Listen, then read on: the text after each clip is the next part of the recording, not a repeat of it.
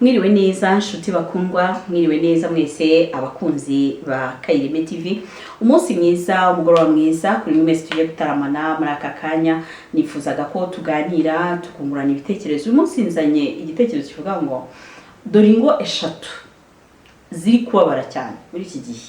Nuvuga ngo hari ingo eshatu zirimo gukomokamo divorce. Ngo ziri gukomokamo divorce, nuvuga ngo impamvu za divorce ziri kugenda zigaragara cyane mu nkiko n'ahandi, cyangwa se gutandukana ko bashakanye. Dore ingo eshatu biri kubaho. Urugo rwa mbere yuko dukomeza ikiganiro tubanze dusenge twiragize Imana, kuko atari Imana yubaka bubatse babaruhira ubusa, atari Imana irinda abarinda barindira ubusa. Uwiteka Nyiringabo Imana nziza, Imana ikiranuka, nongeye kugushima kubw'impuhwe n'urukundo ugira, nongeye kugushima kubwo kuturinda twaba tugihumeka umwuka w'abazima. Ubwoko bwawe bukurikira Kayireme TV, kuba bagihumeka, kuba bakiriho, byose niwe babikesha. Ndagushimiye Nyakubahwa Imana, nongeye kugutumira muri aka kanya.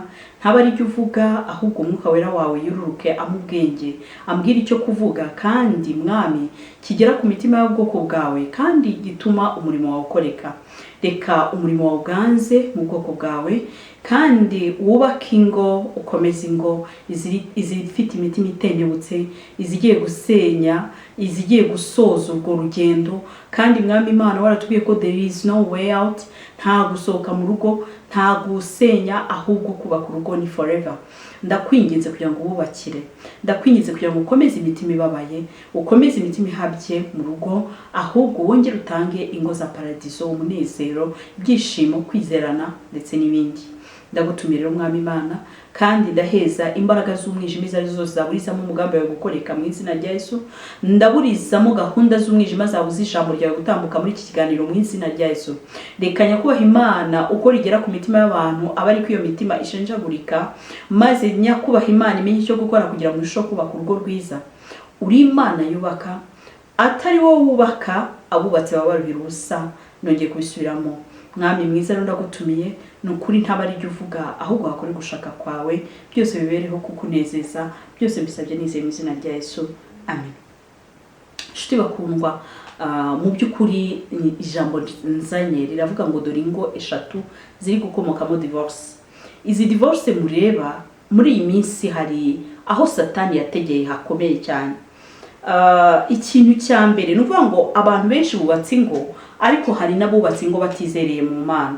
Bagatekereza ko ari ububasha bwabo, bagatekereza ko ari imbaraga zabo, bagatekereza ko ari ubushobozi bwabo, kubera ko babona bakora ibintu bigakunda. Bagatekereza ko ari mu mutwe habo, n'imbaraga z'amaboko bafite, n'imbaraga z'ibitekerezo bikomeye, cyangwa nabo baziranye, ariko ntibazi ko nta wundi wubaka urugo uretse Imana.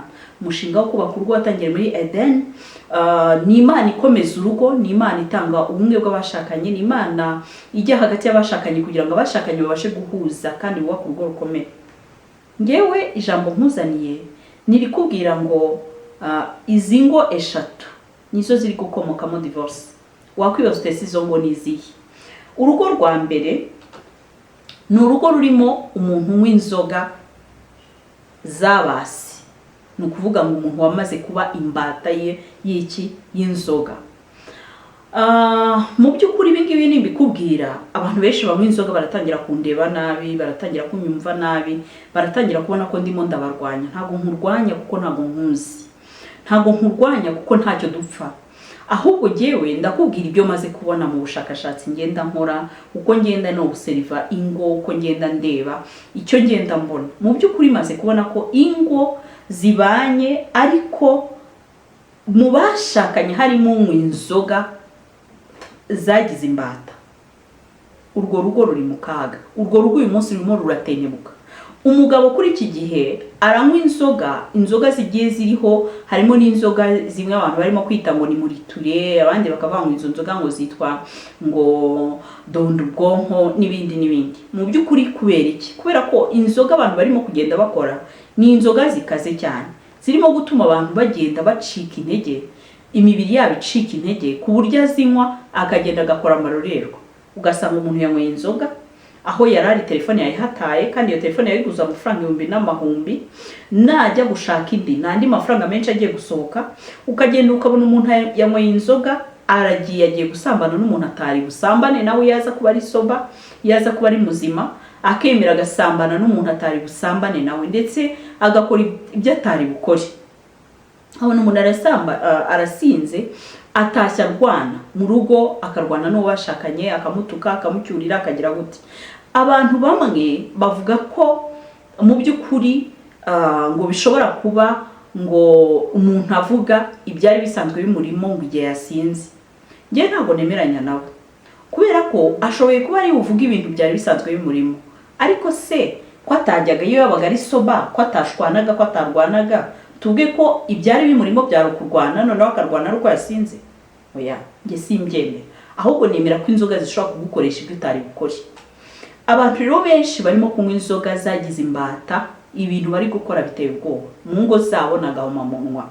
Bene abo bantu nibo babyara abana batateganije, bene abo bantu nibo aza agashaka kuryamana n'umugore we igihe cy'uburumbuke, umugore yagira ngo aravuza agakubita akamufata ku ngufu. Bene abo bantu doko harimo ingeri nyinshi mu bantu barimo kugenda banywa inzoga, ibiyobyabwenge birimo kugenda bibarusha ubwenge, bibarusha imbaraga ku buryo bari kugera ku rwego batakibasha kubikontorora, bityo ingo zabo zikajya mu manegeka. Abo ngabo binarangira n'ubundi batandukanye, binarangira bisha abagore babo, binarangira bagize gute cyangwa bisha abagabo babo. Nuvuga ngo bene abo bagabo banywa inzoga, bene abo bagore banywa inzoga, ingo zabo nuko zibayeho, mbese nagahuma munwa nakaga kigendera. Urugo rwa kabiri ni urugo rurimo abantu mu by'ukuri basambana. Nuvuga ngo muri urwo rugo, muri babiri bagize urwo rugo, hagati y'umugore n'umugabo harimo umuntu usambana. Ubusambanyi bureze cyane ku gipimo kiri hejuru, ku rwego abashakanye barimo kugenda basambana hanze ku rwego rwo hejuru, ndetse yamara kubona ko umugore we cyangwa umugabo we yabimenye akamurusha uburakari. Kera tuzi ko iyo umuntu yacaga inyuma bashakanye yageragezaga kwiyoroshya, akavuga ati no nakosheje, mbabarira sheri, rwose akagira n'isoni z'ibyo yakoze. Kuri iki gihe biratandukanye. Umuntu arasambana akaba ari urakara, umuntu arasambana akaba ari utangira gutera amahane n'uwo bashakanye. Mu yandi magambo, uwo bashakanye nta jambo afite, ntacyo yabona avuga, uwo bashakanye ntacyo yavuga, ahubwo nindeka nsambane n'umubiri wanjye njyana, nta cyawe najyanye, hanyuma noneho ibisigaye nakazi kawe nushaka kujye kundega. Twibukiranye neza, guca inyuma mwashakanye biri mu byaha mboneza mu bantu. Nuvuga ngo umuntu yagufashe no kujya kukurega, bakagufata bakagufunga kubera ubushoreke, cyaha cy'ubushoreke n'ubuhabara, simbizi niba ariko kikitwa. Hanyuma noneho barangiza ukaba wemerewe kujya kumusabira imbabazi, bakamurekura agataha. Simbyanze. Aho mbonera ko ari ikibazo nuko muri bwa busambanyi hamaze kwica ibintu byinshi muri urwo rugo. Hisha icyizere uwo mwashakanye yaragufitiye, kubera ko nyuma y'uko usambanye ushobora kuba wazana indwara, kubera ko nyuma y'uko usambanye twibukiranye ko na kanseri y'inkondo y'umura irimo gukura cyane mu bagore, nayo yandurira mu myanya ndangagitsina 5%. Ubushakashatsi bugaragaza ko 5% bya kanseri y'inkondo y'umura byandurira mu busambanyi, vuga ngo binyura mu myanya ndangagitsina, imibonano mpuzabitsina. Ariko ni 5%, 95% bifite izindi mpamvu, ariko 5% impamvu inyura mu busambanyi. Kabiri, ushobora kuba utamuzanira indwara, ariko ushoboye no kuba wamaze kwica icyizere cye n'indwara wenda ntuzizanye, ariko ubwo ni 3. Uwo muntu mubana, mu yandi magambo, urimo uramusuzuguza abo musambana. Mwarasezeranye, ni umugore w'isezerano cyangwa umugabo w'isezerano, ariko none igikurikiyeho nuko babandi ujya gusambanamo niba mubone bazajya bavuga bati dore wa mugore ufite umugabo we twara mu mazi, umugore we twara mu mazi. Wow. Rero bivuze ngo ingo ziri mu busambanyi uyu munsi, nuvuga ngo abagabo basambana cyangwa abagore basambana hanze, abo ngabo ingo zabo nizo ziri gutandukana cyane muri iki gihe, nizo zongereye umubare w'abatandukana. Ingo zirimo abantu basambana nizo ngo uzasangamo nizo ngo zitumvikana, nizo ngo zirimo amahane, nizo ngo zirimo gutongana, kutizerana, gushwana, nizo ngo zirimo ibintu bibi byose, kuko wa muntu usambana aragenda akazana imyuka mibi muri rwa rugo, amahoro akabura muri rwa rugo, kuko Satani niho yafatiye ku busambanyi, yafatiye ndetse no kuri icyo cyambere nababwiye cy'inzoga. Kwizerana bita birangira, amahoro mu rugo akabura, umunezero, ibyishimo, guhuza mu buriri, guhuza mu bikorwa by'iterambere ry'urugo, byose bigahita bihagarara. Uburere bw'abana bukaba buvuye mu nzira, ubwo abana nta n'ikintu baba bakivuze muri urwo rugo, kubera ko hagati aho inzovu zirimo zirarwana, bya byatsi nibyo biri buhangirike. Ibyatsi ninde? niba abana mufite abana, ariko abana nta gaciro muri bubahe, kuko namubwanye mutihaye agaciro. Niba mwebwe muri hasi hejuru mwari gutongana n'undi, muhora mutyo muracengana, guhaha bita bihagarara, gutahiriza umugozi umwe bwo biba byararangiye. Izo nguko ari ebyiri. Ubusambanyi bwo rwose buraganje, abantu basigaye bafata ubusambanyi nko kunywa amazi. Mu busambanyi nkuko nabibabwiye harimo imyuka mibi yinjiriramo ikomeye cyane. Umwuka w'inyatsi, umwuka w'ubukene, iyo inyatsi imaze kuhagera ubwo n'ubukene buricara ugatuza ugatekana. Umwuka w'amakimbirane ahoraho, abasangira ubusa bitana ibisambo. Noneho hakaza n'umwuka wo gutandukana, divorce. Kandi twabonye ko divorce ntabwo ari umugambi w'Imana. Abantu batandukana twumvikane neza, ntago baba bakoze umugambi w'Imana. Bivuga nubwo batandukanye ariko ntibiri mu gushaka kw'Imana, ntibiri mu bushake bw'Imana. Bivuze ngo wa undi wasohotse mu rugo akoze icyaha, kubera ko agiye kugenda akazashaka undi muntu, arabakomeje ubusambanyi, arabagiye kubaho mu busambanyi, kuko Imana nigeze imwemerera divorce. Nta dini nzi ryemera divorce, abaryemera n'amadini make, kandi ayo madini make nayo abyemera yemera divorce. Nayo arabizi neza ko Bibiliya ivuga neza ko gutandukana kw'abashakanye atari umugambi w'Imana. Kandi Yesu yarabivuze ati, "Ngiye mbabwisha ukuri ko igihe cyose utandukanye n'uwo mwashakanye, utandukanye n'umugore wawe, atari uko yaciye inyuma yasambanye, atari uko se wenda amategeko n'iki, ati icyo gihe ukoze icyaha." Mu by'ukuri nako kantu gato k'agakeregesho ko bashyiramo k'ubusambanyi, bigaragara ko mu buzima bw'Imana ntabwo Imana ishaka divorce. None mwebwe mugiye gutandukana, umwuka w'ubusambanyi wamaze kwinjira mu rugo, umuntu umwe muri mwebwe asambana cyangwa se babiri basambana, noneho umugore acaha n'umugabo agacaha, bose bakagarukira mu rugo, ariko buri wese afite aho acarukira muri lodge runaka na runaka bajyanamo. Wow! Urugo rwa gatatu. Urugo rwa gatatu ni wa mugabo n'umugore babana ariko bafite kwishyira hejuru kurenze urugero. Kwishyira hejuru mvuga ni ukuba umugore adashobora guca bugufi ngo asabe imbabazi. Umugore ntashobora kwiyoroshya ngo ababarire. Umugabo ntashobora guca bugufi ngo asabe imbabazi. Umugabo ntashobora kwiyoroshya ngo ababarire. Buriya abantu iyo bashakanye, utwo tuntu duto nitwo dushobora gutuma bashobora kubana. Uratambuka ugasitara ku muntu, umusitayeho ntumubwire mbabarira, byanze bikunze asigara ababaye. Uratambuka ugahemukira umuntu utabitekereje, utabiteganyije, ukwiriye kuba uhita usaba imbabazi ako kanya. Ukwiriye kuba uhita umubwira uti sorry, nakubabaje, mbabarira. Ariko ntago ariko bimeze kuri iki gihe. Umuntu arahemuka mu rugo, akihagararaho, akikomeza, akerekana ko ari buri mukuri, ku buryo wa wundi nashaka babarire, nashaka bireke, ariko nta mwimbabazi ari umusabe. Uwamuhemukiye nta mbabazi ari umusabe. Umuntu arakora icyiza aho kugira ngo umushime, ukumva ko n'umushime uragusuzuguritse.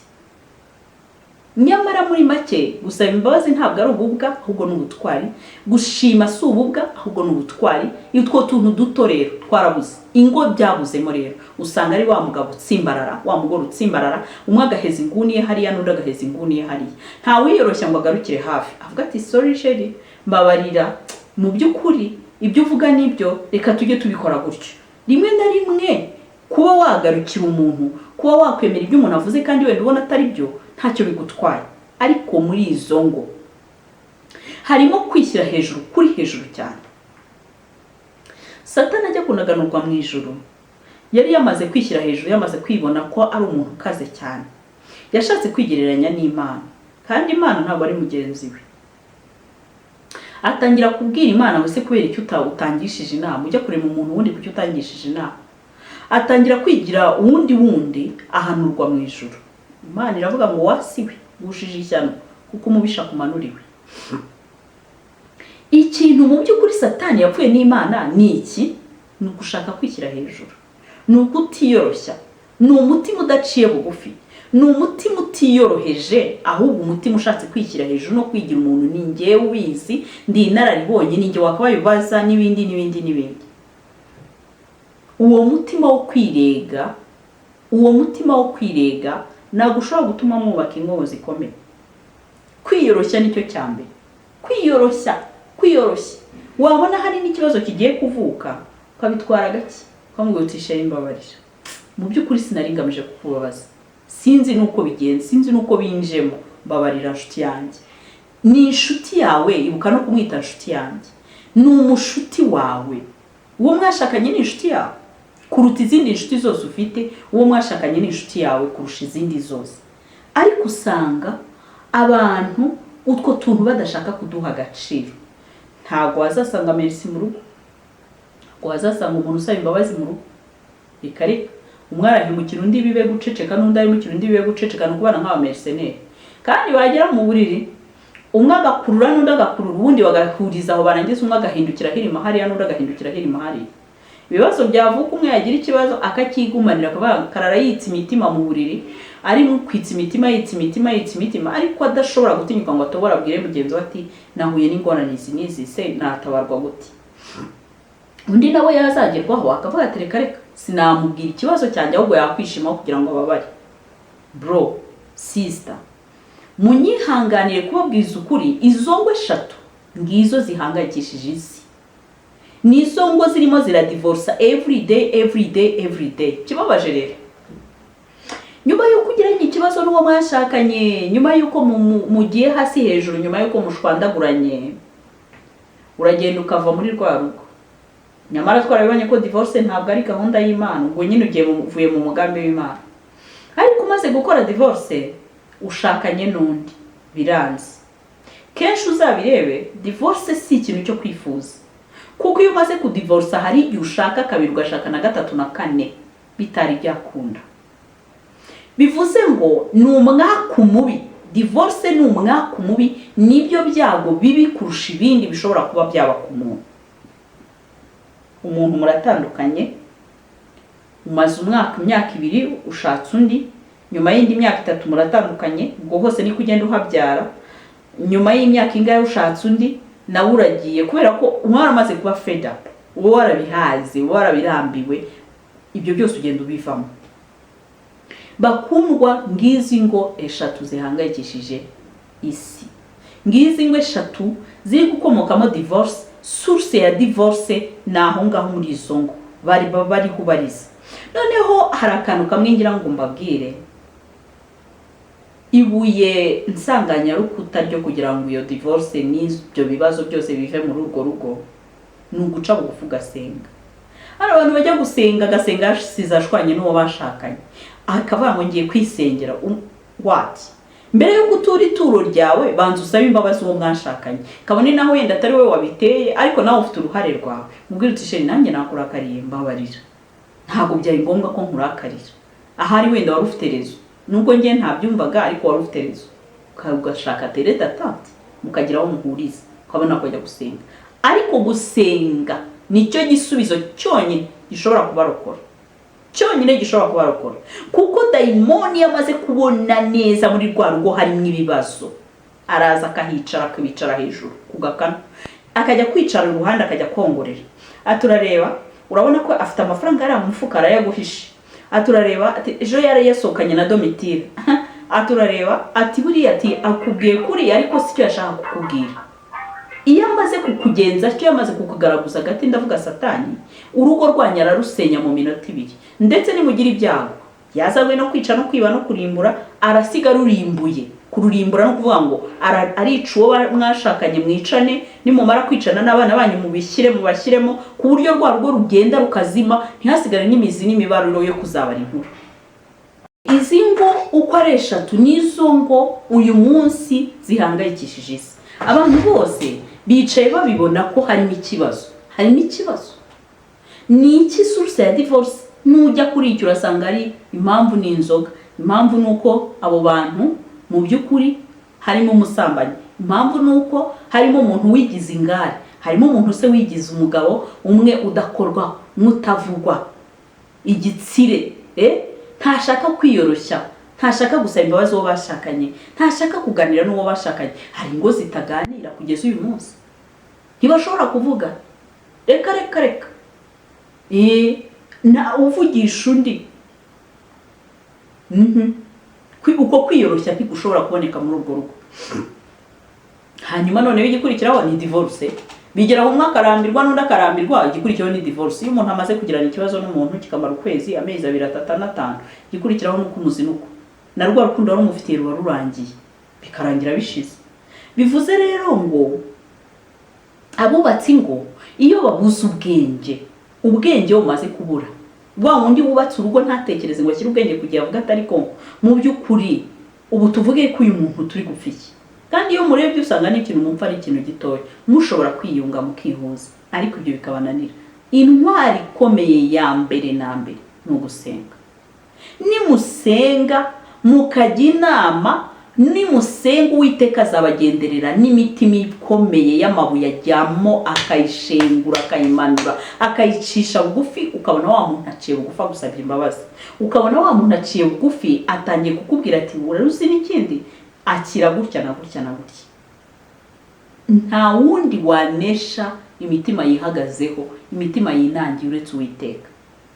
Kandi Uwiteka ntabwo azabikora ku ngufu, azabikorera umuntu. Byibura se muri urwo rugo harimo umuntu usenga, harimo umuntu upfukamira Imana. Uriya mutagatifu Sipiriyani, yitwa Sipiriyani Rugamba. Uriya mutagatifu ngo yajyaga aba mu nzu akabana n'umugore we, ariko bakabaho ubuzima bwabo bwose. Umugabo atahaga kubita umugore, umugabo agenda akajya mu ndayi, umugabo akora ibiki, umugore agahora apfukamira Imana agasenga, agahora apfukamira Imana agasenga, akabwira Imana ati ma umurugamba wampaye, iyo ndebye mbona atari we rugamba mfite, wansubije rugamba wanjye, wansubije wa rugamba mwiza, umunyamahoro, ukunda Imana, usenga, ukunda urugo rwe, unkunda kandi etesha, wa rugamba wanjye wa kera niwe ngusabye mu munsi ubizi. Yahoraga asenga, yasengaga iryo sengesho buri joro, yapfukamaga imbere y'igitanda agasenga. Umugabo yasinze ari magona, ubwo amaze kurwana, ubwo amaze gutongana mu rugo, ubwo amaze kugira gute, ariko umugore agapfukamira Imana akayibwira ati dore rugamba wampaye, ndakwinginze nguranira unsubize rugamba wanjye. Umunsi umwe aryamye, Rugamba yumva isengesho umugore wari kumusengera, umugabo wanjye ndamukunda Yesu, niwe wamumpaye, subiza rugamba wanjye, subiza rugamba mwiza, wa rugamba wankundaga, wa rugamba wanyubahaga, wa rugamba wakundaga abana be, wa rugamba arabyumva akangutse gutya yicaye haruguru. Imana igukangura, hanyuma ibitotsi ugahita ubiburaho gato ukumva n'ibyo utari kumva. Yumva isengesho umugore wari kumusengera mu gicuku cya nijoro, umugore upfukamye imbere y'igitanda. Izindi nshuro zose umugore yasengaga, umugabo yamubwiraga ko ari kumusakuriza, umugore agasenga buhoro. Izindi nshuro zose iyo umugore yasengaga, kuko igeze isaha y'Imana yari itaragera, umugore yabaga ari gusenga, Rugamba agahita asinzira, akagona akavata uriya nawe n'amasengesho ye. Ariko iryo joro, kuko isaha yari yageze, isaha y'Imana nigera ntawe uzayisubiza inyuma, izazi gutabara. Nusenga by'ukuri ukabihuza no kwizera, ukabihuza no gukiranuka, ukareka ibyaha, kora abantu basenga ariko bakabivanga n'ibyaha, bakabivanga n'ubusambanyi, bakabivanga no kubeshya, bakabivanga n'ubujura, bakabivanga no kukingakingana utuntu tw'amacenga n'amacabiranye, bakabivangamo n'ibindi byinshi cyane, kuraguza, guterekera, gukoresha imiti ya gipagani, kugira gute. Ibyo bintu byose nubivangavangamo ntabwo bizemera. Ariko nusenga ukarangamira Imana yawe wenyine, yonyine, nta wundi uhanzeho amaso, izagutabara. Uwo mwashakanye niyo yamubumbye, izi ntanzi z'urugo z'umutima we yakoraho, wa muntu agasubirana ubuzima. Ibyo ngibyo Imana irabishoboye. Nusenga bizakunda. Guhaye ikaze kandi akwinginze, gerageza umenye ubwenge, shyira ubwenge mu mutima wawe, Imana izagutabara kandi izakugirira neza. Reka dusenga Imana. Mana nyiringabo, Imana nziza, uri Uwiteka ibihe byose, uri ukwizerwa, papa mwiza ndakwingize duha ubwenge mu kubaka ingo zacu, uduha ubwenge utwereka aho bipfira, utwereka icyo dukwiriye gukora, kandi nidusenga data wera uzatwumve, uduhe mwuka wera wo kutuyobora no kutwigisha inzira nzima twanyuramo tukubaka ingo zikomeye. Duha ubwenge kuko aribwo bwubaka urugo, bana natwe twubakire kandi tugirire neza muri byose. Sengeye abadukurikira, sengeye ingo zabo, sengeye abasore n'inkumi batarubaka, ndakwingize ngo ububakire ingo nziza, ariko mbere ya byose ubategure, ubahe ubwenge, ubahe kuzamenya uko bubaka, ubahe kuzamenya uko bazaba ababyeyi, kugira ngo bazakurerere gikristo, bakurerere ingabo zikurwanirira. Uri Uwiteka, uri Nyiringabo Imana, Mwami mwiza, ndakwinginze kugira ngo ugote ingo zabo zigotesha amaraso ya Yezu, kugira ngo ubarinde, kugira ngo ubuzuze, maze ibyabo bigende neza, kandi ubahe n'imirimo y'amaboko umugisha mu mirimo y'amaboko yabo. Bana nabo kandi ugendane nabo, ubagirire neza muri byose, mu izina rya Kristo Yezu Umwami w'amahoro mbisabye nizeye.